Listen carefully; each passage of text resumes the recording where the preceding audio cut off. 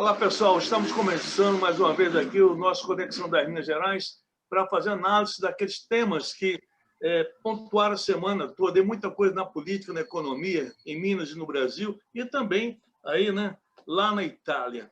Nós temos agora que dar boa noite aos nossos convidados especiais, nossos amigos, companheiros Lindenberg, Raquel Faria, Márcio Fagundes. E a começar dizer o seguinte: o Brasil é um país católico, com uma população de maioria católica, né? Minas Gerais tem 73% da população católica. E o Papa Francisco, passeando ali pelo Pátio San Damaso, né? Fala dessa forma, lá no Vaticano, encontrou um padre, João Paulo, um padre paraibano, lá de Campina Grande, cidade que fica a 132 quilômetros da capital da Paraíba, que é João Pessoa, e pediu de forma tranquila para que o Papa fizesse uma oração pela população brasileira. E o padre, com bom humor, respondeu o seguinte: você não tem salvação, é muita cachaça e pouco coração. E saiu sorrindo, né? O Papa estava de bom humor, então disse: você não tem salvação, é muita cachaça e pouco coração. Mas aí o padre João Paulo hoje explicou que isso aí foi uma expressão de humor do Papa, que sempre defende o Brasil e sempre tem com o Brasil o maior carinho. Raquel Faria, Márcio Fagundes e Lindenberg. Minas Gerais é a terra da cachaça também, né? O Papa falou de cachaça, mas na realidade do Vaticano, a turma lá enche a cara de quê? Bom vinho, né, Marcinho? Fala aí, Raquel. Com certeza, eles tomam vinho, né? Aliás, os vinhos italianos são maravilhosos. Tem a região de Toscana, que é uma grande produtora, uma das melhores bebidas do mundo, né? Bom, enfim, é claro que ele falou isso em tom de humor, de brincadeira, com zoação do Papa, mas tem um fundo de verdade, né? Ele reflete um pouco, não só a opinião dele, mas a opinião geral a respeito do brasileiro. O brasileiro realmente não é sério, né? Nem o próprio brasileiro se leva a sério. Eu só vim fazendo piada, não... enfim. E a cachaça é mineira, mas ela é a bebida nacional. Eu acho que ele se referiu de que o brasileiro brinca, o brasileiro tergiversa, ele não foca, enfim. Não é um país sério. Mas teve gente que não gostou, viu, Márcio? Walter, rir ainda é o melhor remédio, sabe? Um povo que não tem humor, e o brasileiro, quanto a isso, não é carente, sabe rir, sabe fazer gozação com as situações mais dramáticas, né? Desde os gregos, né? Desde a tragédia grega, quando as situações são as mais periclitantes, as mais horrorosas frente à realidade, a humanidade tem que ter esse jogo de cintura e saber rir da situação, porque isso engrandece-a, né? Deixa toda a gente com um olhar para cima. O riso é uma grande resistência, no fundo, a essa situação trágica que nós vivemos. Olha, e não adianta atacar o Papa. O Papa vai ser a nossa inveja de sempre, que o maior país católico do mundo, né, que dizem que o Brasil não faz um Papa. A Argentina, aqui do nosso lado, fez um Papa. A Argentina, aqui do nosso lado, tem prêmio Nobel, entendeu? Então não adianta atacar. Nós temos que caminhar rumo a uma boa civilidade, a um bom projeto de país, viu, Walter? E tem gente que se declara católica, mas se você perguntar qual foi a última vez que você esteve na Igreja Católica, a pessoa vai te responder: no dia em que fui batizado. Não é verdade, Lindenberg? De certa forma, é verdade. Mas eu comungo aí com o Márcio e com a Raquel. Comungar é um termo bem apropriado para o momento, né? Quando se fala da piada do Papa, é bem apropriado dizer que comungo com a Raquel e com o Márcio Fagundes. Porque, mas você comunga com a cachaça ou com o vinho? olha, eu tomo os dois, viu, Walter? Eu tomo os dois. Aliás, eu fui fabricante de cachaça durante 5 anos. Durante 5 anos eu fabriquei cachaça. É evidente que era uma cachaça, se diz, bem feitinha, mas não é uma cachaça curraleira, né? Mas, enfim, voltando aí ao assunto aí do Papa, o Papa tem razão quando ele diz que vocês não têm salvação, vocês bebem muita cachaça e é evidente que... Mas talvez fosse se referindo ao momento atual do Não, Brasil, não, não. acho que não, acho que não.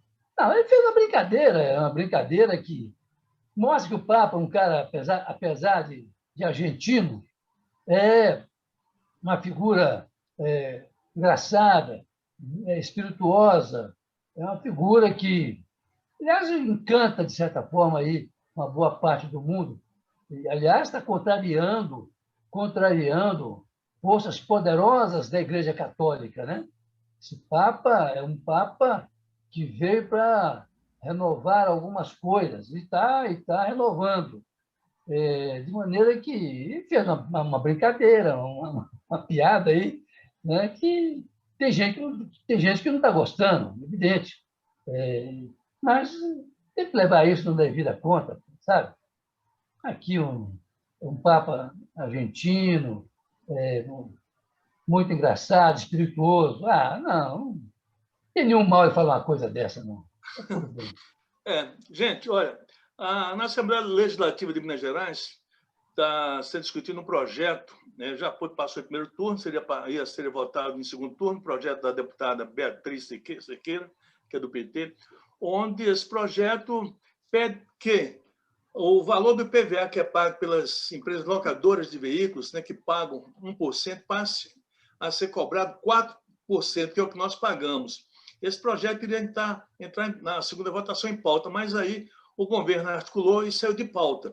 Por quê? Porque, segundo o governo, esse projeto poderia causar, né, um prejuízo de 323 milhões aos cofres públicos do governo do Estado. Com isso, também as empresas, né, iriam sair daqui de Minas Gerais, porque aumentar o IPVA de 1 para 4 causaria prejuízo para essas empresas. Enfim, e dentro do governo há um conselheiro que todo mundo conhece, Salim Matar, que é dono da Localiza. Será que tem também interesse do dono da Localiza nesse projeto, Lindenberg?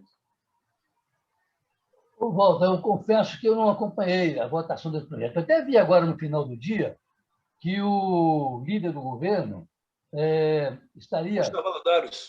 Gustavo Valadares estaria apoiando esse projeto. Mas, no entanto, ele foi retirado de pauta. Ele não entrou em votação hoje. Como diz a Raquel, como esse país não é um país sério, é possível que algumas pessoas... Aliás, por que a frota do Salim Matar não é emplacada em Minas Gerais, né? Não, já foi, agora está sendo. Já há muito tempo era em Curitiba, né? Era em Agora Curitiba, exatamente. Já era está em em Minas. Curitiba. Sempre foi em Curitiba. Eu não sei, viu? Eu não acompanhei bem essa votação, então eu não sinto em condições de opinar sobre isso. Eu prefiro votar com o relator do que opinar uma coisa que eu não acompanhei detidamente. Mas, com certeza, o prejuízo que o governo afirma que vai ter de 323 milhões, com a saída das empresas, né, dessas empresas locadoras de veículos, isso aí tem que ser muito estudado, tem que ser bem analisado, não é, Raquel Faria? Eu sei que gosta muito desse tema de economia.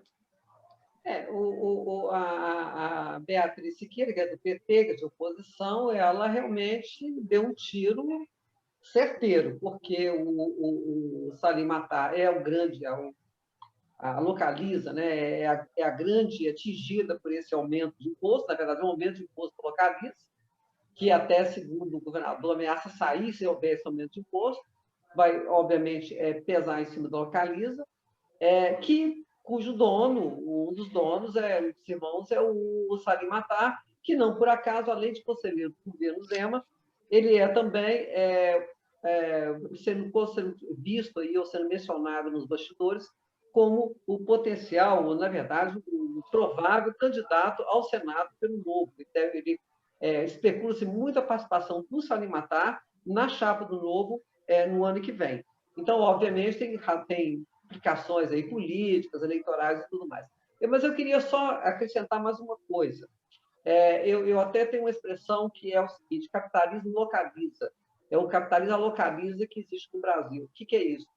Além desse incentivo aqui de pagar um imposto muito mais reduzido, 25% do imposto que é cobrado das pessoas, a locadora de veículos, e a Localiza, né, que é a maior delas, nesse segmento, se beneficiam daquela isenção de IPI, que vale para taxista, para deficiente. Agora, veja bem, um país como esse, para que incentivar a subsídio para a alocação de veículos? Não tem sentido isso. Que coisa é essa? Mas existe. Tanto é verdade esse desvio, esse subsídio aí, que isso é parte do sucesso da Localiza, digamos assim, que hoje ela ganha dinheiro não é alugando carro, mas vendendo carro. Claro, ela compra o carro, tira uma montadora bem mais barato, o põe para rodar alguns meses e depois revende aquilo com enorme lucro a preço de mercado. É um absurdo esse capitalismo Localiza.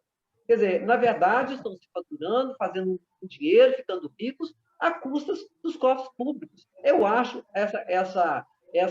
esse subsídio, não só estadual, mas também federal, em cima de uma atividade que não é prioridade, que não é estratégico para o desenvolvimento, enfim, é uma atividade comum, normal. E outra coisa, e acredito que essa investida por Salim Matar, o dono Localiza, na área política, primeiro tornando-se secretário de desestatização do governo Bolsonaro, e agora, provavelmente, ensaiando... Oi, gente, desculpa, o computador caiu aqui. Ensaiando aí uma entrada na política, obviamente, exatamente para defender os seus benefícios, né, os seus incentivos fiscais. E aí, é bobo nesse mundo, né? Volta com o relator ou com a relatora, Márcio?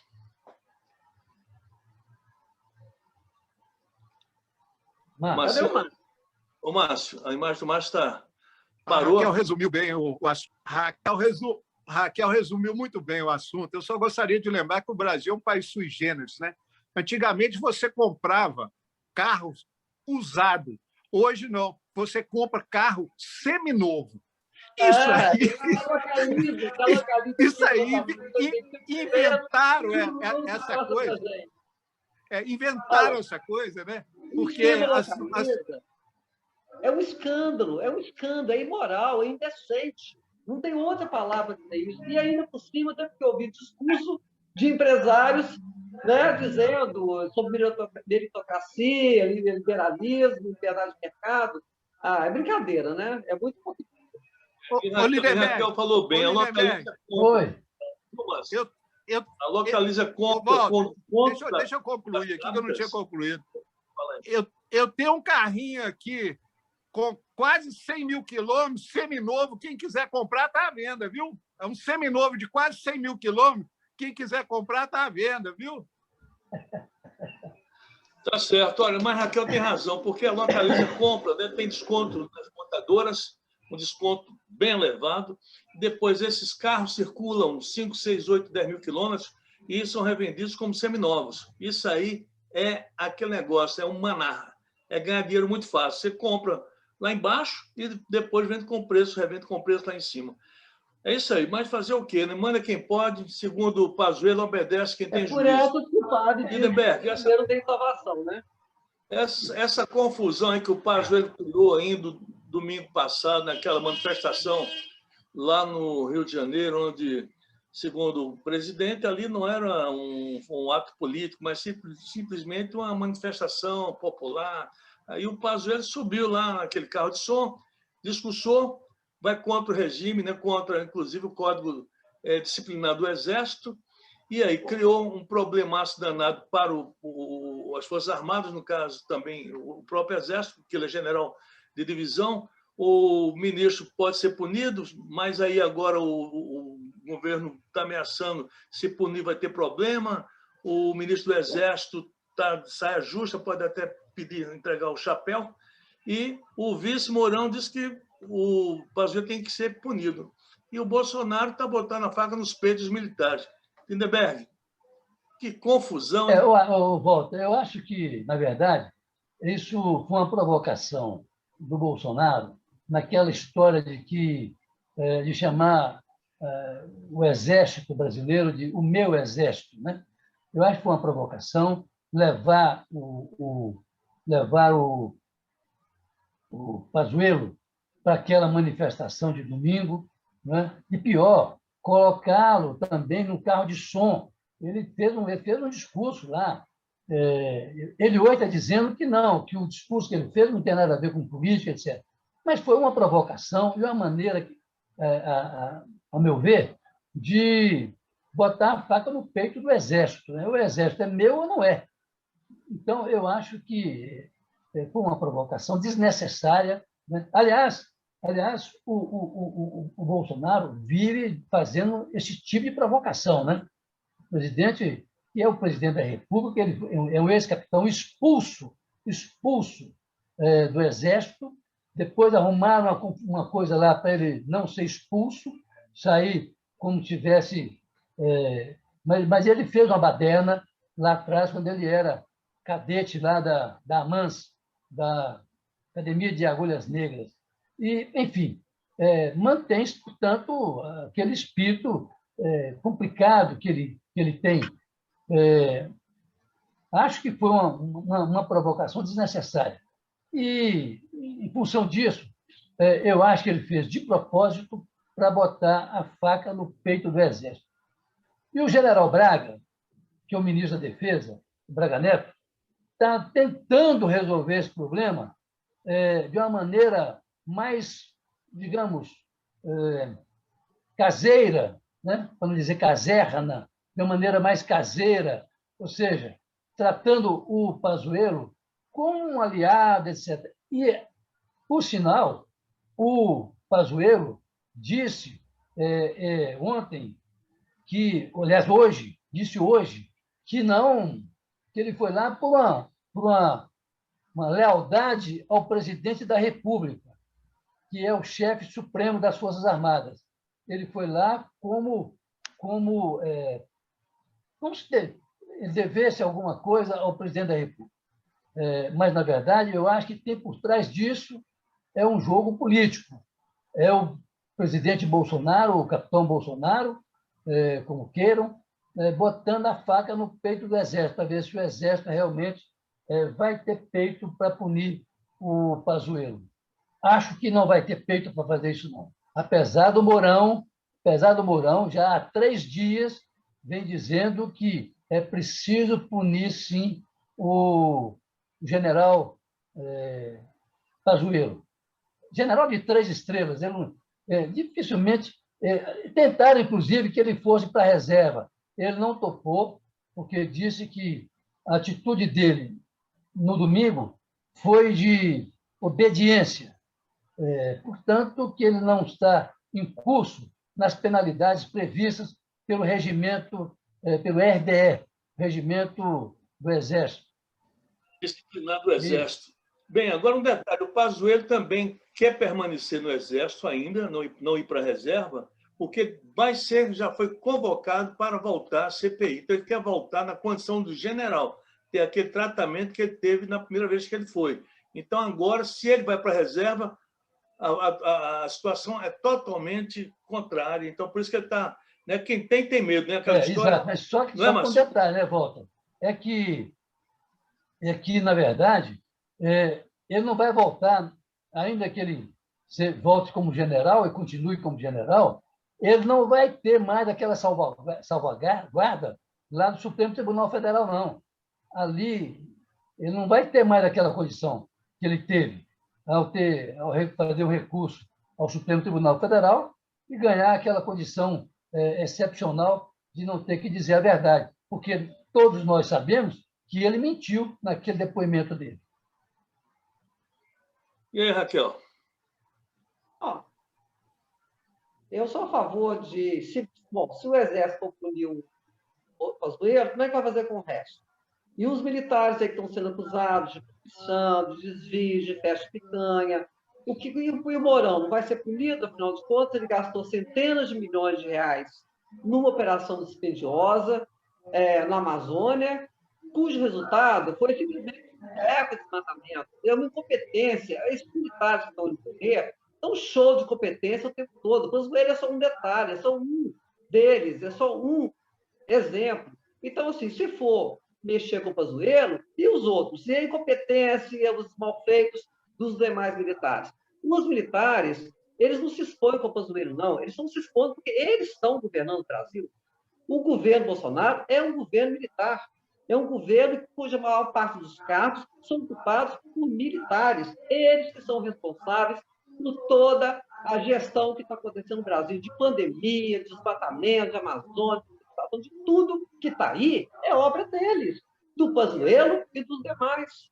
Agora, eles estão aí preocupados, bom, estão sim, preocupados não só com o Pazuello, mas preocupados com os insucessos, os fracassos e a incompetência e a amostra do governo deles, né? Então, obviamente, eles estão muito incomodados. Mas eu não acredito que haja um tipo de punição, porque como que vai fazer isso aí, lá dentro? Se todos estão mamando, todos estão participando do governo. Quem é que não está no governo Bolsonaro? Qual militar que é isento, qual militar que não está ganhando alguma coisa, qual que não foi premiado com a benesse, pelo menos com uma reforma de previdência especial? Todas as atitudes, e fora que o orçamento também do Exército, né, o orçamento da defesa, o orçamento das Forças Armadas, que tem sido privilegiado também desse governo. Cara, eu não sei, não. Tem um detalhe, Raquel, só para te orientar. O Mourão é vice, então ele responde de outra forma. Agora, o Pazuello é general da ativa, então ele tem o RDE, que é Regime Disciplinar do Exército. Aí é outra história. Olha, O Mourão... Como o Pazuello vai responder o Exército é uma questão que, para mim, é irrelevante, não interessa ao público. Não é, Raquel.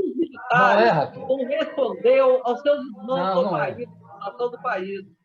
Os desmandos dos militares do Brasil, quem é que vai responder?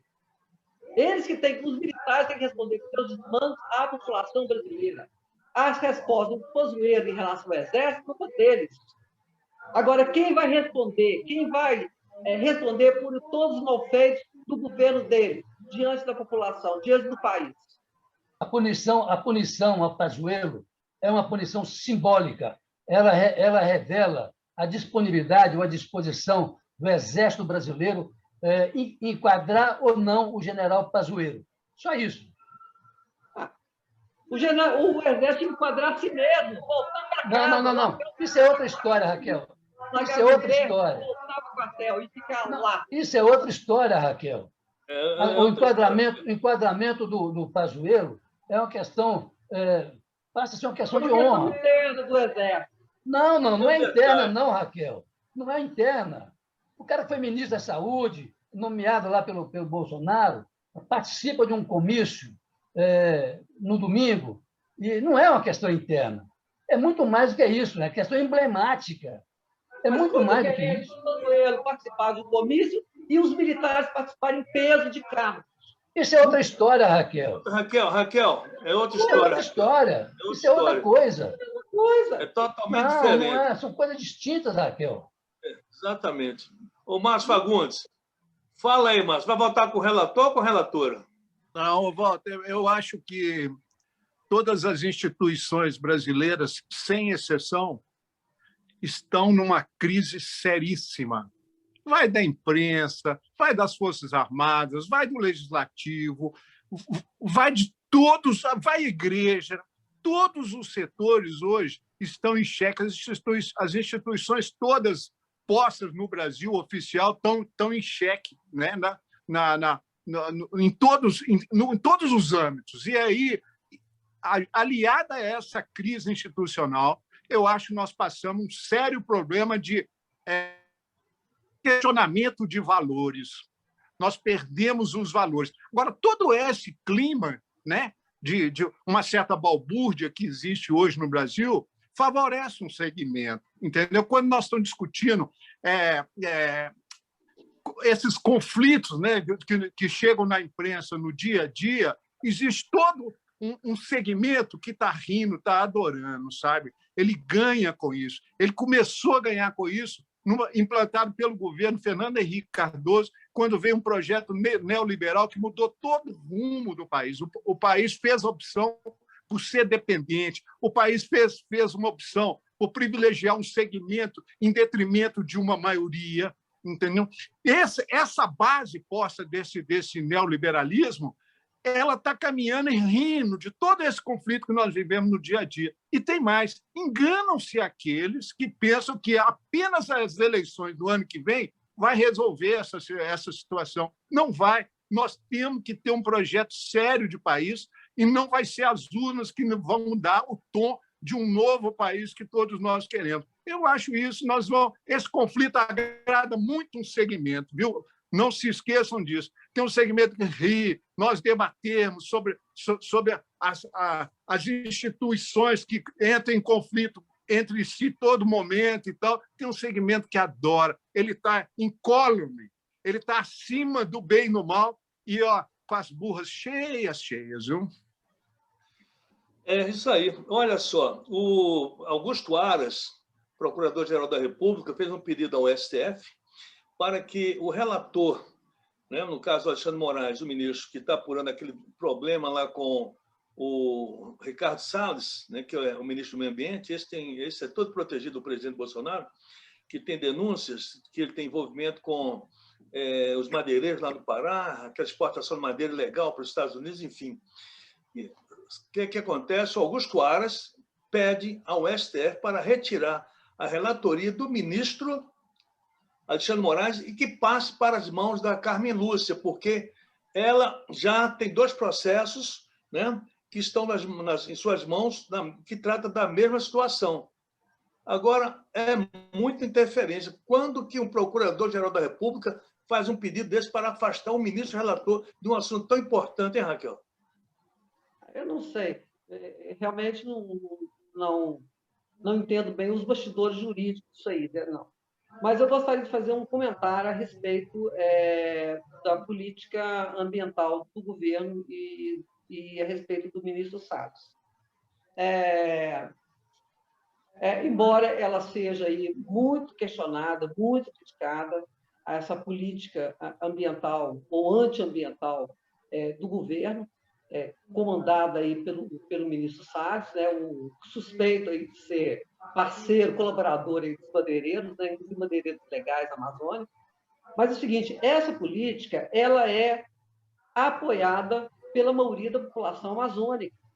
Saiu uma pesquisa ontem, hoje, aliás, publicada hoje pelo Poder Data, que fala sobre o apoio ao governo Bolsonaro, e a única região que ele tem apoio da maioria da população é exatamente no norte do país, onde ele tem a aprovação dele. O quadro lá na Amazônia, no norte, é completamente diferente do quadro no Nordeste, por exemplo, ou do Sudeste.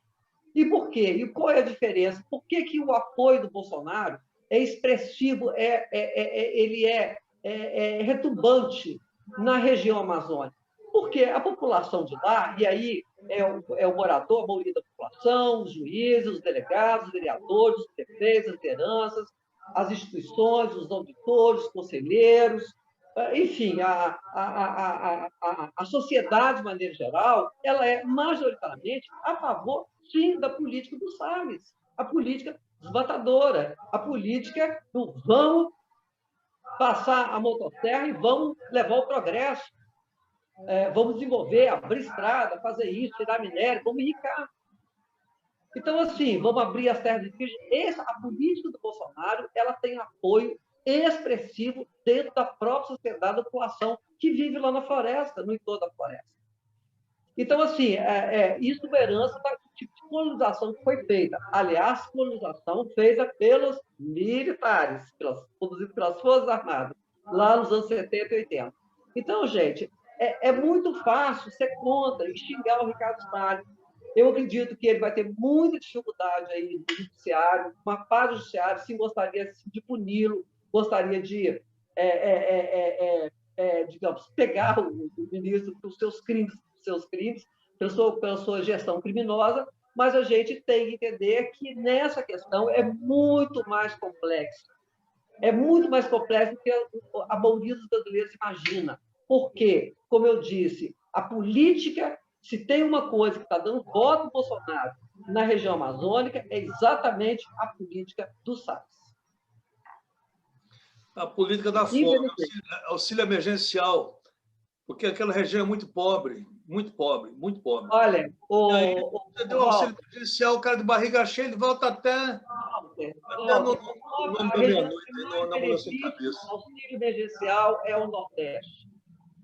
Não, não se engane, não. Se você foi, quanto mais esmagador o Estado, mais maior o apoio ao governo Bolsonaro. Olha, eu conheço, eu já disse para vocês, eu conheço aquela região, eu já morei lá por um tempo, não tem dúvida.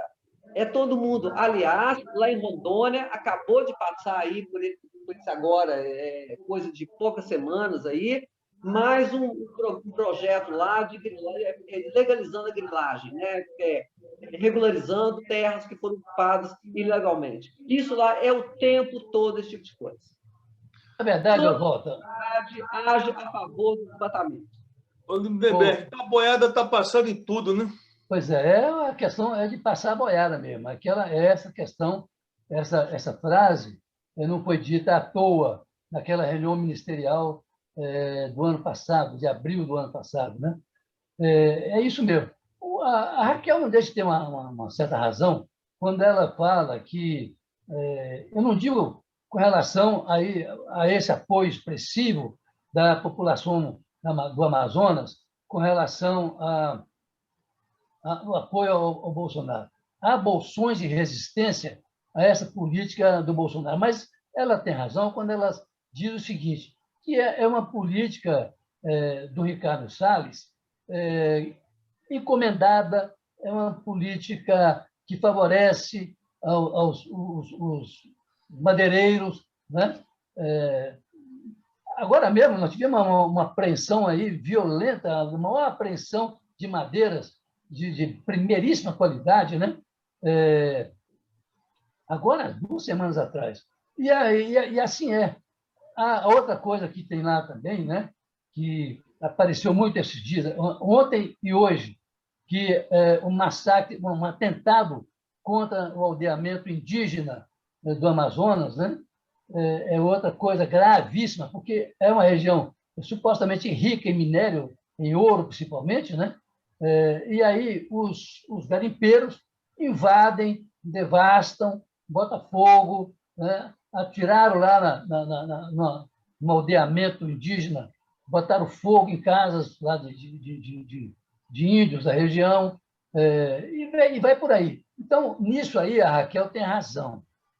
A ordem do governo é devastar a Amazonas, a floresta amazônica, é devastar, derrubar, fazer pasto, o que seja. Além do que, a ação criminosa dos garimpeiros, que estão lá. Ontem e hoje, nós vimos cenas escabrosas lá no acho que é Munducuru, parece que chama o aldeamento que foi atacado. É isso mesmo. Munducuru. Então, é um negócio assim, é para acabar mesmo. Não tem jeito. Você vê que ontem viu, Raquel? Ontem o Mourão, o vice-presidente da República, Mourão, convocou uma reunião para tratar da questão amazônica.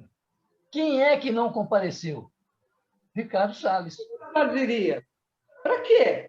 Depois do show de incompetência. Raquel, dá licença. Dá licença. Raquel, deixa. Peraí. Raquel, peraí. Deixa ele concluir, por favor. Deixa eu concluir, depois você fala o que você quiser falar. Deixa eu te dizer uma coisa. O Mourão ontem convocou uma reunião para tratar da questão amazônica. Quem não estava presente? O ministro de Meio Ambiente. E por que não estava presente? Porque o chefe dele não é o Mourão, é o presidente da República, que certamente falou, não vai lá não, que bobagem é essa, bater boca lá com o Mourão. Não vai falar. E ele não foi. E o Mourão disse publicamente e o chamou de mal educado, etc. Quer dizer, é uma coisa afrontosa que nós estamos vivendo. É um desmatamento da Amazônia, são os garimpeiros tomando conta, matando, atirando em índio, enfim. É esse desastre que nós estamos vivendo. É um desastre que está na Amazônia e está no país inteiro, com essa pandemia que está aí. Ué. O Márcio Fagundes, e aí, Márcio? Volta com o relator? Aqui, a começar de dentro de casa, aqui eu preservo barata, ácaros, traças, entendeu? Tudo quanto é inseto, você percebe que o meu meio ambiente doméstico ele é caótico. Então, eu, como preservacionista, cuido aqui. Aliás, estou tentando tirar de semente de laranja caipira. Tem laranja caipira também, não se esqueça. Me deram uma semente, eu estou tentando fazer com que elas brotem para dar essas sementes brotadas para quem tem terra, para plantar uma laranja, aquele limãozinho galego e tal. Então, eu sou preservacionista a partir da minha casa. Aqui nem traça eu mato. Elas dominaram o meu espaço, entendeu? Ô, Lemberg, o Mourão gastou centenas de milhões de reais e foi um fiasco, um retumbante. Não serviu para o governo nem para o país, quando ele ficou lá à frente daquele plano amazônico. Um fiasco retumbante. A política do Salles é uma política desmatadora? É, mas pelo menos ela serve aos interesses do governo, no sentido que é isso? Ela gera apoio da bancada da bala, do negócio, da maioria dos amazonenses ao governo. A do Mourão não é nada, nem acrescenta politicamente o governo e nem acrescenta, nem teve nenhuma inócua em termos de combater o desmatamento. Eu acho que esse Mourão está tentando aparecer, tentando ocupar algum espaço. Só isso. Eu sinceramente, eu entendo por que o Salles não foi à reunião. Não devia ter ido mesmo. Ok, Raquel. Então, vamos mudar a prosa um pouquinho. 15 milhões de brasileiros estão desempregados. E a fome está aumentando a cada dia. Muita gente sem ter o que comer. 15 milhões de desempregados. Muita coisa. Em Minas Gerais também aumentou. Minas Gerais, em outros estados do Brasil, aumentou o número de desempregados.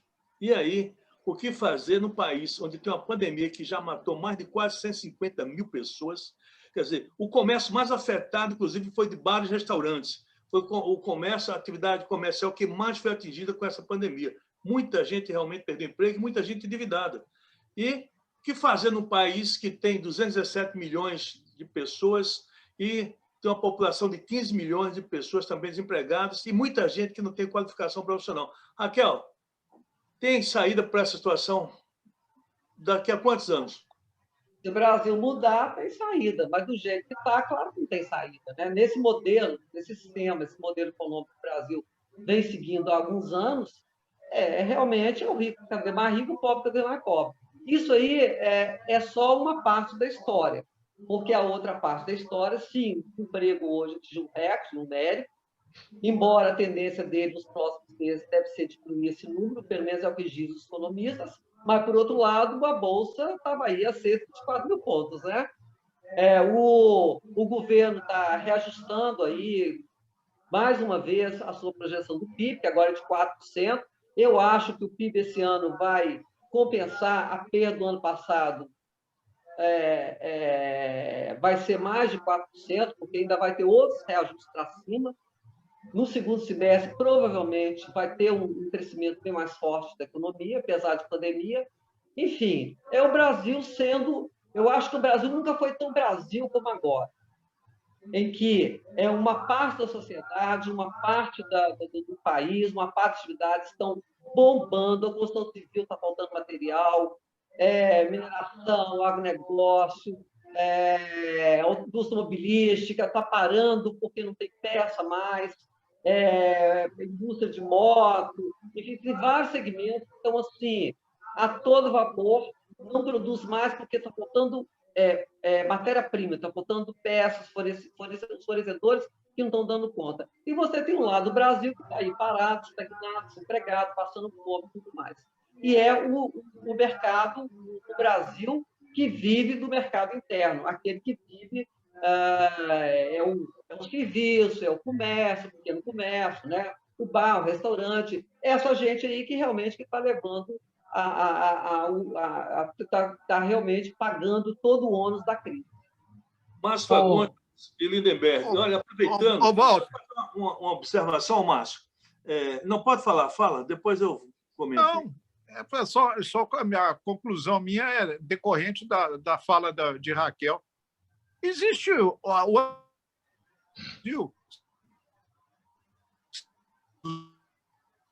Seu microfone deu algum problema.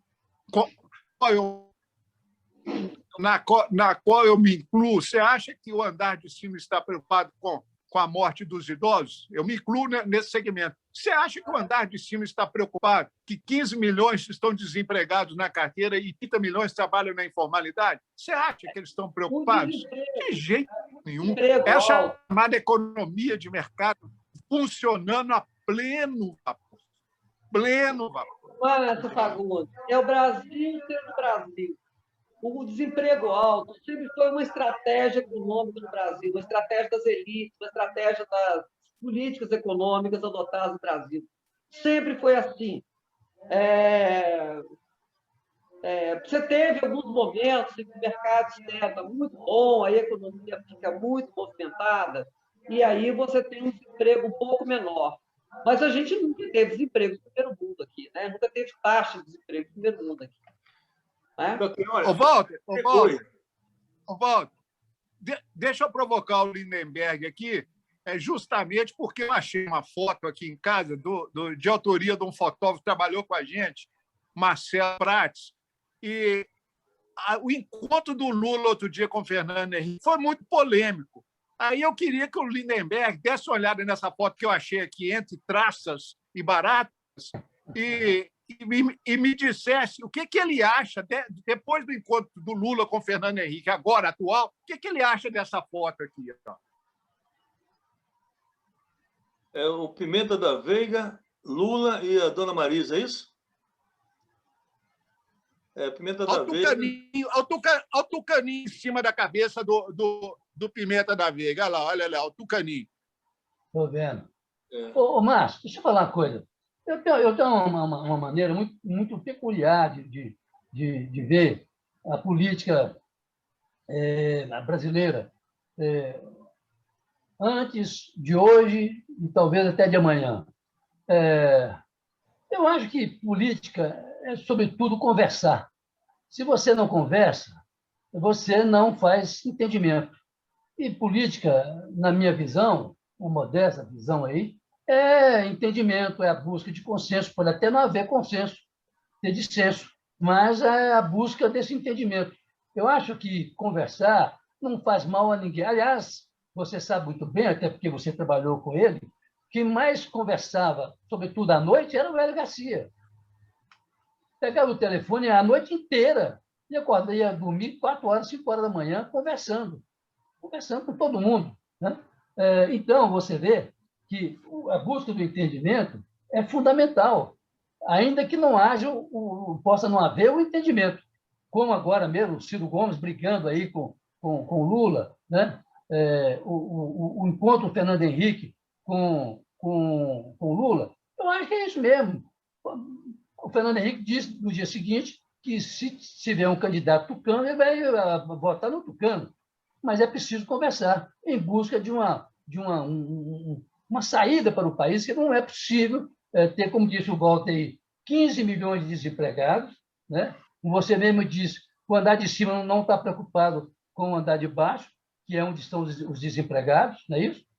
De maneira que eu vejo a política assim, é a busca do consenso, do entendimento. Pode até não haver consenso, haver o dissenso, mas é preciso conversar. Porque se não conversa, não há a menor possibilidade de diálogo. E não havendo diálogo, não tem política.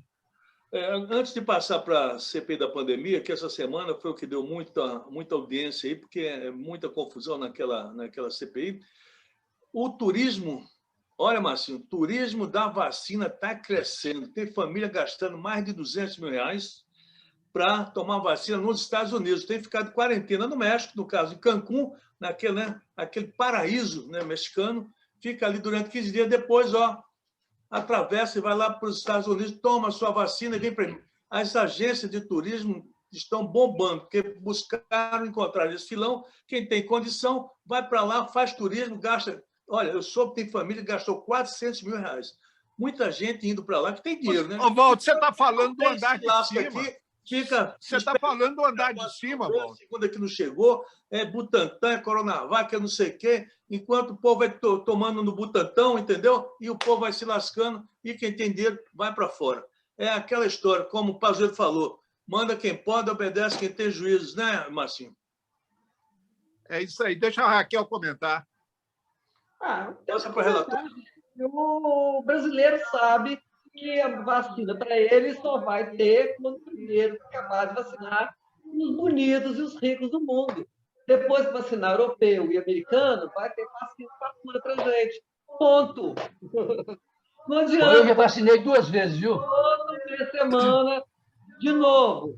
Chegar julho, 4 de julho, termina a vacinação dos Estados Unidos. Aí os Estados Unidos vão começar a mandar vacina para o México, depois começa a dar para os outros países. E assim vai, gente. A partir de julho, agosto, começa a ter vacinação no Brasil. Infelizmente, é isso. Walter, Oi. você falou aí em 15 milhões de desempregados. Deixa eu te falar, ler uma noticiazinha rápida que saiu agora há pouco, que é o seguinte: o Bolsonaro vai ao STF contra lockdown e toque de recolher em estados e cidades.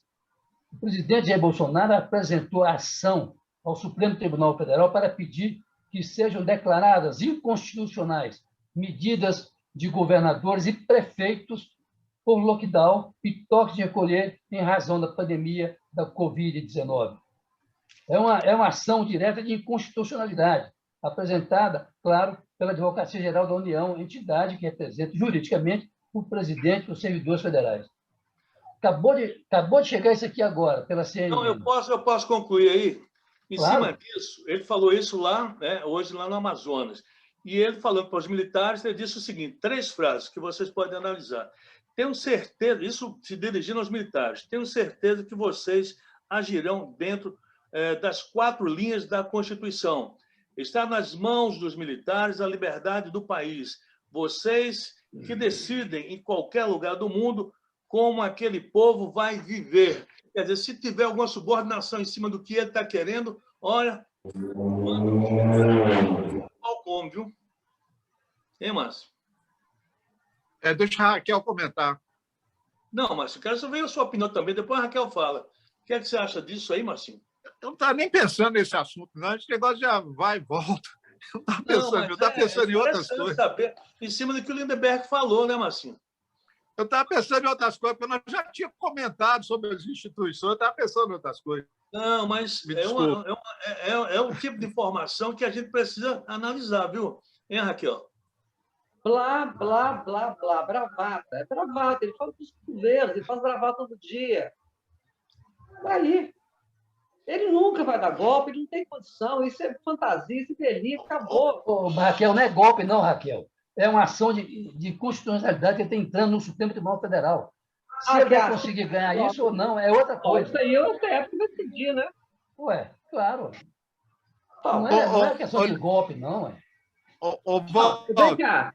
Peraí. O que eu estou falando é o blá blá blá dele. Liberdade, não sei o quê, com o exército, que é isso. Isso é retórica, isso é blá blá blá. Agora, no Supremo, a ação do Supremo, a ação do Supremo. O Supremo decide, né? Tem Márcio aí. Esse assunto volta lá no início da nossa live. É o entrechoque das instituições. Essa ação, o Brasil está mencionado, vai levar isso até as eleições. Esses entrechoques entre as instituições interessam o segmento do Brasil. Então, vai ser isso todo dia. É tensão. A palavra é tensão. Entendeu? E há toda uma desmoralização das instituições e os valores estão todos em xeques, né, no país. Isso vai ser até no ano que vem, na urna, esse assunto, esse entrechoque, esse embate vai acontecer, Walter. Carlos Lindenberg, o ex-ministro da Economia da ditadura militar, o Delfim Neto, afirmou esta semana que Lula tem chance de ganhar a eleição em primeiro turno. Eu acho que ele está exagerando muito, não? Porque eu não sei nem se Lula ainda vai ser candidato, falando que Lula pode ganhar a eleição em primeiro turno. O que é que você acha, Lindenberg? Walter, essa questão é delicada, porque nós estamos jogando para 2022, uma questão que está aí ainda nos bastidores. Eu estou vendo aí as pesquisas de opinião aí, a maioria delas, dando aí uma vantagem para o ex-presidente Lula. O que não quer dizer, como você acabou de dizer, que ele seja candidato. Pode até servir a ser. E aí, baseado em pesquisas, ele teria toda a chance de realmente se tornar-se vencedor. Aliás, as pesquisas mostram, e há quem não acredita em pesquisa, mas eu acredito, até porque é a única coisa que eu posso ver, são as pesquisas, é que ele pode ganhar até no primeiro turno. E aí, Raquel? Se a polarização continuar, a tendência de duas candidaturas assim, muito fortes, e não vingar uma terceira via, realmente a tendência vai ser a eleição se decidir no primeiro turno. Né? Se for uma eleição aí, basicamente entre Bolsonaro e Lula, por que ter segundo turno? Para ter segundo turno, você tem que ter outros candidatos aí para somar votos para o segundo lugar. Né? Agora, eu acho que há chance, sim, dessa eleição ser decidida no primeiro turno. Agora, eu não tenho tanta clareza ainda dessa vitória do Lula. Eu já tive mais convicção dessa vitória do Lula. Hoje eu não tenho tanta, porque eu acho que a questão da economia ela pode mudar o quadro aí. Ela pode trazer alguma dificuldade para o Lula aí. A gente tem que ver o que vai acontecer nos próximos meses. Nós estamos trabalhando, nós estamos tendo o quadro numa situação aí de, quer dizer, um ofensivo muito forte no Congresso, a CPI, a mídia batendo muito no governo. Então, assim, uma situação, um ambiente, um momento muito desfavorável para o governo e muito favorável para o Lula. Mas isso pode ser, daqui a 3, 4 meses ou 6 meses, você pode ter um ambiente inverso, um ambiente mais favorável para o governo e menos favorável à oposição. Essas coisas mudam. Então, eu ainda não tenho muita certeza ainda. Eu acho que o favoritismo do Lula ainda não está consolidado. Mas agora, há uma possibilidade, sim, grande dessa eleição ser decidida no primeiro turno. Bem, e uma notícia do prefeito Alexandre Calil, o prefeito de Belo Horizonte... Eu posso acrescentar mais uma coisa? O Rodrigo Pacheco está cada vez mais forte a candidatura dele pelo PSD. Isso nos bastidores do PSD. Só isso. Para quê? O Paz de Andrade... Presidente. O Paz de Andrade, prefeito do Rio de Janeiro, se filiou ao PSD também, do Partido do Rio de Janeiro, para disputar o Rio de Janeiro. O Márcio Fagundes, o prefeito Calil assinou um repasse hoje de 30 milhões para a pesquisa da vacina com o FMG, né, que está nesse processo lá na Universidade Federal de Minas Gerais, com pesquisa. Então, o prefeito Alexandre Calil mandando 30 milhões para a pesquisa da Universidade Federal de Minas Gerais com a vacina contra a Covid. Aí perguntaram a ele se ele seria candidato a alguma coisa, presidente. Ele disse, olha, quem está pensando nisso é um sujeito doente mental, porque não está em época de discutir nada de política, de eleição, coisa nenhuma. Tem que tratar dessa Covid, tem que combater essa Covid. Isso é que é a minha preocupação. Claro que é uma fala política, mas, pelo menos, a prefeitura está aí ajudando a Universidade Federal, que o governo, né, a União, está cortando verbas para as universidades federais do Brasil, Márcio. Todos os méritos ao Calil por esse investimento junto ao UFMG, ainda mais nesse momento que nós vivemos trágico no Brasil, no sentido de incentivar o desenvolvimento de uma vacina muito própria. Nós temos expertise nisso, nós temos gente qualificada para fazer isso. Muito boa a iniciativa dele, acho ótimo. Acho que o Calil, politicamente, é certo de mexer com isso, e lá vai ele abrindo as portas, abrindo janelas com novos horizontes. Ele está jogando muito bem, está jogando muito certinho. Aliás, a notícia política sobre o Calil, né, como liderança em Minas, não vem de Minas, ela vem de fora, porque essa semana pulou que o Lula apoiaria-o aqui num confronto com o Zema. Ou seja, o Calil finge de boa para viver, vai comendo pelas beiradinhas, bem mineiro, com esse jeitão dele, né, que ele não perde, de ex-dirigente de futebol. Então, ele vai conduzindo muito bem o jogo político. Eu acho que ele está bonito na fita, viu? E aí, Lindenberg? Eu acho que o Calil também está jogando certo. Eu acho que ele está indo devagar, está comendo pelas beiradas, está com alguns problemas na Câmara Municipal, alguns problemas sérios na Câmara Municipal, provocados pelo Marcelo Aro, deputado Marcelo Aro.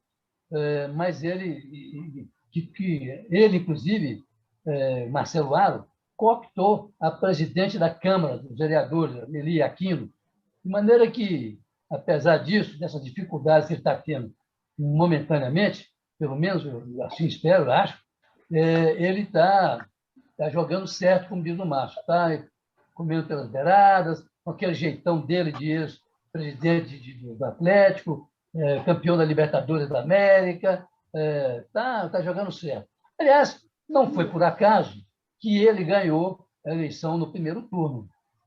Isso já é suficiente para mostrar a boa posição dele. Apesar, vou repetir aqui, das dificuldades que eu espero momentâneas na Câmara Municipal, provocadas, sobretudo, pelo deputado Marcelo Aro. São duas CPIs instaladas na Câmara Municipal de Belo Horizonte. Exatamente. Uma em cima da BH Trans, da tal caixa preta da BH Trans, e outra dos gastos, né, do repasse do governo federal para a Prefeitura de Belo Horizonte no tratamento e no combate à pandemia ao Covid. Raquel Faria, essa ação do Calil, muito positiva, né? Claro, claro.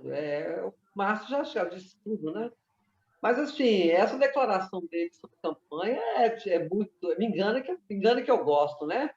É muito mentirosa, né? Porque ele não faz outra coisa a não ser pensar em 2022. Todos os passos dele, os movimentos dele, de uns tempos para cá, miram a eleição. Se tem alguém que está em campanha, é o Calil. Ele escolheu o vice dele na eleição, o vice já pensando em deixar a prefeitura, em abrir, já pensando na desincompatibilização no ano que vem. Enfim, ele tem se articulado nos bastidores aí a candidatura dele, ele está em plena campanha, sim. E já disse para algumas pessoas que ele vai até o fim para ganhar ou perder. Não há hipótese dele desistir do projeto de candidatura ao governo de Minas. Isso, pelo menos, é o que ele disse para os caciques do PSD. Bem, A candidatura dele é irreversível. Chegando ao final do nosso bate-papo aí, Conexão das Minas Gerais, e queria que vocês comentassem a questão da CPI da pandemia. Quem esteve presente na CPI foi o Dimas Covas, que é diretor do Instituto Butantan, e ele afirmou que se não tivesse tido aquele problema de relação política entre Brasil e China, as vacinas poderiam o Butantan produzir tudo aquilo que o Brasil precisaria. No caso, até dezembro, se tivesse assinado contrato, 100 milhões de vacinas teriam sido fabricadas e, com certeza, muitas pessoas não teriam perdido suas vidas. Mas a pandemia está aí forte e a CPI também está forte. Governadores foram convocados através do requerimento, mas um bate-boca lá, e também o Randolfo Rodrigues, que é senador do Amapá, convocou também através do requerimento o presidente Bolsonaro, mas o artigo 50 da Constituição Federal não permite isso, enfim, muita confusão. E aí, Raquel, será que agora essa situação da pandemia, essa situação da vacina envolvendo Butantan e governo federal será resolvida? Porque o que se falou hoje na pandemia foi muito pesado contra o governo federal, que boicotou muito a fabricação da Butantan em face de ser uma vacina que teria parceria também com a China, né? É a palavra de um cara que é, inclusive, de oposição, do governo de oposição. Eu sei, ele disse que diz, CPI disse que diz, fulano disse isso, fulano disse aquilo. Eu, sinceramente, quem é que está falando a verdade? Eu já disse isso, Walter, e falo isso publicamente. Eu não acompanho a CPI da Covid. Eu acho aquilo um teatro político eleitoral. É um teatro para desgastar o governo. É legítimo, está certo, a oposição tem que fazer isso mesmo. Mas é um teatro. E aí fica alguns do Renan Calheiros fazendo política para Alagoas, o Amar Assis fazendo política para o governo do Amazonas. Fica todo mundo fazendo palanque ali. Agora, seria muito mais útil para o país se todo o esforço no Congresso, o esforço das pessoas, fossem para buscar soluções e ver o que você pode melhorar em termos do país para você se preparar o país para próximas pandemias. Isso talvez buscar apontar algumas coisas, assim, a termos de SUS, como é que você melhora o SUS, como é que você melhora a saúde, como é que você faz uma reforma administrativa decente, não essa bobagem, essa maquiagem que o governo mandou para o Congresso, enfim. Você tem muita coisa ali que precisava ser aprofundada, precisava ser discutida. Eu, sinceramente, eu vejo, para mim, a CPI é um movimento político, é igual o impeachment. Como eles não podem pichar o Bolsonaro, o que eles vão fazer? Eles adotaram a política de sangrá-lo, vão sangrar, tentar sangrá-lo, desgastá-lo e tudo mais. E a CPI é uma ferramenta disso aí. Agora, o que o Diego Covas disse é o que ele disse. Como saber se a realidade fosse outra... Pode falar, Raquel, por favor? E aí, Márcio? Ô, Walter, Guararapes, como eu adoro estudar a história, viu? Passados 60 anos, o Brasil hoje fala da China, trouxe a China como foco, como polêmica, por causa da vacina, por causa da quebra de uma pseudo-hegemonia que os Estados Unidos têm no mundo ocidental. A China está em foco hoje no Brasil, ela é tema de polêmica. Se nós voltarmos 60 anos, Jânio Quadros renunciou e Jango Goulart, o seu vice, estava aonde?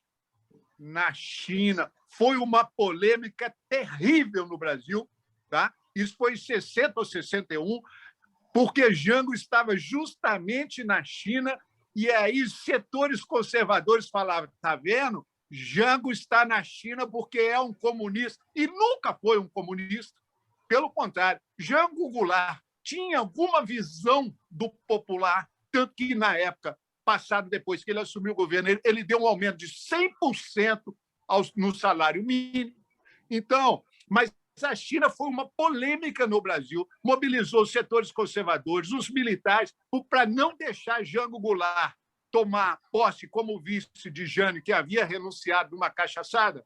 E aí, por causa que ele seria um estancieiro do Rio Grande do Sul, seria um comunista. E aí foi toda uma polêmica, entrou Tancredo Neves, criaram um sistema parlamentarista para ver se ele encaixava na situação política. Olha, e o foco foi todo por causa da China. O Jango estava fazendo uma visita à China. Passados 60 anos, hoje nós estamos vivendo o problema da China de novo. Se a nossa economia vai ser seduzida, ou se nós vamos virar comunista por causa da vacina, ou se a nossa economia vai ser seduzida pela economia da China e da Rússia. Olha o que é o mundo. Como eu adoro estudar história, viu? Isso é apaixonante, viu?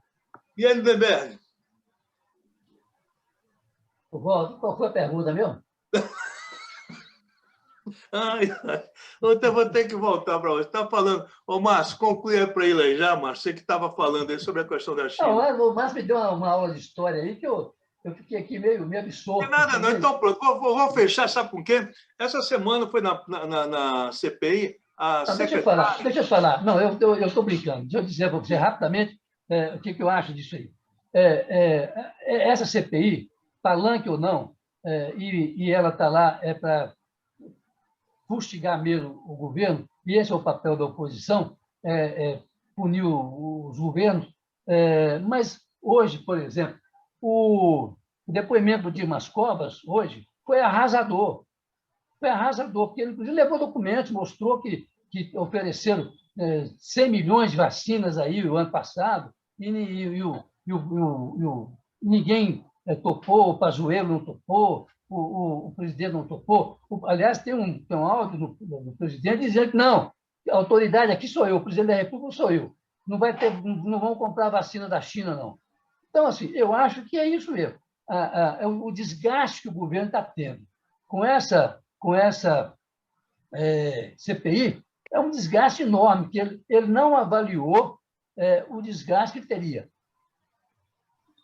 É isso aí, gente. Então, ó, chegando ao final, mas para terminar esse nosso bate-papo, a capitã Cloroquina, a Maíra Pinheiro, foi essa semana também na CPI, ela é defensora da cloroquina, e ela disse, né, que quando entrou, não sei se foi na Fiocruz, que ela entrou lá e chegou lá, viu um bocado de pênis, aquela coisa que no chão tinha retrato de Che Guevara, não sei o quê, e isso aí tornou tornou-se meme, né, nas redes sociais.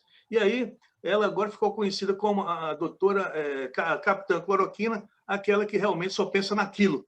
Tá bom? Então, estamos terminando. Já que ela só pensa naquilo, hein, Raquel? Você imagina isso, né? A mulher disse que viu tanto pênis dentro da... Eu não sei se foi na Fiocruz que ela entrou e viu foto de Che Guevara, Lula livre, aquela coisa toda. A mulher viajando na maionese. Não sei. Aí agora, porque a entrada... se você olhar ali a foto da Fiocruz, você vai ver que tem lá né, uma parede lá que parece, né? Tem uma coisa que parece, mas não é. Entendeu? Mas a mulher está sonhando demais, viu? Então ela só pensa naquilo. Foi muito meme essa semana em cima dessa situação da Capitã Cloroquina, que é a secretária de Gestão da Saúde, dentro do Ministério da Saúde, a Maíra Pinheiro. Raquel, quer finalizar com algum assunto aí? Para a gente esquecer, né, rapidamente, né? Oi? Capitã Cloroquina, mais uma pessoa para a gente esquecer rapidamente. Eu queria, meu último comentário à noite, eu queria, na verdade, chamar atenção para uma outra coisa. A pesquisa na Argentina. O Fernandes, que é o candidato da esquerda, ligado ao kirchnerismo, que substituiu o presidente lá, o governo neoliberal, Macri, o antigo aliado do Bolsonaro, né? Ele está com apenas 22% de apoio e 67% de reprovação. Os números do Bolsonaro parecem horríveis, mas eles dão inveja a alguns presidentes latino-americanos aqui do continente. Então, e mais, o que aconteceu na Argentina é o que eu tenho que acontecer no Brasil. A gente achar que o problema é governo, é o plano governo Beltrano. Aí você muda o governo, os problemas continuam. E o governo que vem seguir é tão impopular e tão ruim como o governo que saiu, que é o que está acontecendo nos países aí atuais. Você tira a direita, põe a esquerda e simplesmente você só troca o governo, mas fica tudo ruim, as mesmas dificuldades, as mesmas carências, a mesma crise social. Não adianta. O Brasil, assim como a Argentina e assim como seus vizinhos, não é uma questão de mudar de governo, é mudar o país, mudar a estrutura, mudar o sistema. Se os brasileiros não têm coragem para fazer isso, vão continuar morrendo na pandemia, tendo problema com qualquer que seja o presidente. Boa noite para todos. Gente, obrigada pela audiência. Eu estou falando sério com vocês, mas tem que falar a verdade. Está certo, Raquel. É verdade. Olha lá o que está acontecendo na Argentina. O Fernandes, 67% de rejeição. O Bolsonaro só com 50%, não tem nem 60% ainda. Concluiu, e Paulo? Da esquerda que ia melhorar lá, do neoliberal. Nós terminamos. Fechou ou não, Walter? Olha, eu estou fechando, eu estou despedindo de vocês, não. Chegando ao final aqui do nosso bate-papo, agradecendo aí a paciência, a audiência de todos que nos acompanharam aqui na Conexão das Minas Gerais. E agradecendo ao Lindenberg, a Raquel Faria e o Márcio Fagundes. Fala, Márcio.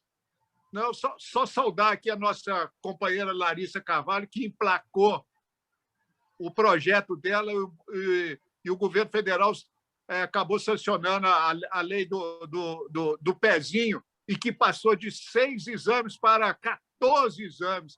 Uma heroína, uma guerreira, está de parabéns a Larissa Carvalho, viu? Isso é para as novas e futuras gerações, isso foi muito importante. Outro dia nós já tínhamos comentado sobre isso. Queria também sugerir aqui um livro, chama Banho de Sol, é uma peça de teatro da Thalita Braga, que ela fez um trabalho de laboratório naquele presídio da Avenida dos Andradas com as mulheres. É uma peça de teatro sobre essas mulheres, é muito interessante, sabe? E, finalmente, eu quero cantar um trechinho da Mangueira. Sei lá, não sei, a Mangueira é tão grande que não cabe explicação. Morreu Nelson Sargento, um grande mangueirista. A Mangueira é o Brasil. O Morro é o Brasil, não nos esqueçamos disso. Então é isso aí. Enquanto você faz homenagem ao Nelson Sargento, o pessoal tem que ficar atento, senão a Mangueira vai entrar. Vamos embora, gente. Até a próxima. Vamos firme. Né, Lindenberg? Vamos firme, senão a Mangueira... Vamos cuidado para a Mangueira não entrar. Aí eu vou completar. Cuidado que a Mangueira vem aí. É bom se segurar para você não deixar cair. Segura a onda, viu? É um sambinha que tem, samba da Mangueira. Obrigado pela audiência, pela paciência, Lindenberg, Raquel e Márcio Fagundes, e até a próxima. Valeu, Ademã de Leve. Até semana que vem, gente. Parou lá? Ok, pronto, bora. Cuidado, Lindenberg, a mangueira vem aí. chegou a correspondência ou não? Chegou, cara, chegou. Tem capoeira. Muito obrigado, viu, Márcio? Hein? Ô, Lindenberg, obrigado aí, viu, irmão? Que isso, tranquilo? Você está em Belo Horizonte, Walter? Então, já cheguei, já estou aqui. Já deixei minha... Você sabe que eu sou fazendeiro também, né, Lindenberg? Sei. Eu tenho lá, assim, lá na porta de casa, um mar que vai até a Europa. Aquilo tudo é nosso. Um dia que você quiser pescar lá, está liberado. Um marzão, né? Estou fazendo de camarão, tem Lá outro. tem peixe à vontade, a gente deixa pescar sem problema. Lá não é pesca que pague, não. Você pesca e leva o peixe para casa. Liberado. Tá bom, Valtinho. Lá tem uma criação de peixe, rapaz. Tem uns peixes maiores, um tal de tubarão. De vez em quando eles aparecem lá. Gente, o que vocês estão achando? Essa manifestação do dia 29 vai juntar gente ou não? Vai. Vai sim, vai. Porque talvez não tenha tanto quanto esses fascistas que se reúnem em cima de motocicleta. Mas vai ter sim, vai ter. Tem que ter, né, Márcio? Não pode ficar também todo mundo de braço cruzado, não. Tem que ter alguma coisa, né? Entendeu? Tem que ter. Vai, Márcio. Eu não, ainda não estou confortável para andar, não. Embora eu tenha tomado as 2 doses da vacina, eu estou ainda muito recolhido, porque eu não estou confortável ainda. Entendeu? Eu não vou, não, mas eu vejo as manifestações que todas passam aqui na minha porta, e eu desço assistir a todas. Todas eu vejo, até os desfiles de 7 de setembro. Então, eu te conto como é que foi. Eu vejo todas. Deixa, eu não sei se... E vou até comparar a de amanhã com o bolsonarista, que foi há 15 dias atrás, algumas semanas atrás. Deixa eu fazer o seguinte, eu vou fazer outro encerramento, porque naquela hora caiu o tempo que a gente tinha marcado aqui da live, aí terminou. Eu vou terminar outra vez, porque depois a gente vai fazer uma edição, tá ok? Então, vamos fazer... Não entendi, não. Como é que é? Não, é porque, assim, naquela hora, cortou, aqui parou, porque o tempo que horas da reunião, daquela que eu sumi, eu não sumi? Sumiu 1 hora, é. Então, pronto, naquela hora, porque cortou e depois eu voltei. Então, fazer uma emenda aí, uma ediçãozinha, tá bom? É o C só, né? É o C. Não, nós aqui, os 3, todo mundo junto. Tá tem bom? que falar tudo de novo? Eu tenho que cantar o hino da mangueira? Não. Aquilo está dentro, está dentro. É só um encerramento aqui. Tá bom? Bem, gente, agradecendo a audiência, a paciência de todos vocês. Obrigado ao Carlos Lindenberg, ao Márcio Fagundes, à Raquel Faria. Que vocês, se vocês gostaram, vocês podem dar um like, né?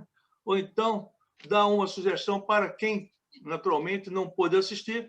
E continue com a gente, Conexão das Minas Gerais. Um abraço para vocês, muito obrigado pela atenção e a demanda é leve.